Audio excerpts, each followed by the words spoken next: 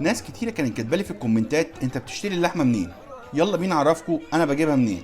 طبعا كلنا عارفين حواوشي الربيع، لسه فاتح محل جزارة من كام يوم في وسط الدهشور، ممشى سيتي ووك. وطبعا الفرع الرئيسي موجود في امبابة في مدينة التحرير، وده الفرع اللي انا اتربيت على اللحمة بتاعته. اللحمة هناك بلدي 100% عشان هم عندهم المزارع بتاعتهم، فدايما هتلاقي الطعم واحد في كل مرة هتجيب من عندهم، عشان العلفة واحدة. وكمان هتلاقي عندهم كل القطعيات.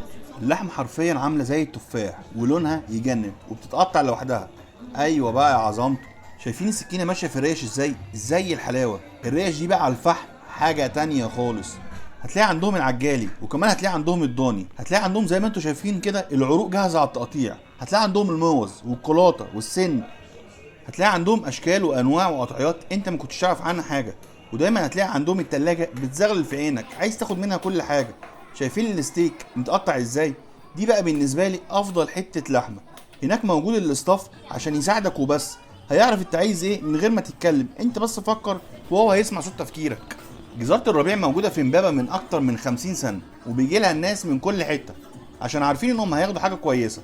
هسيب لكم العنوان وأرقام الفروع وكمان قائمة الأسعار في أول كومنت. اللي يروح هناك يقول له أنا جاي لك من طرف عظمته، هيعمل معاكم أحلى استقبال. يلا بقى، سلام.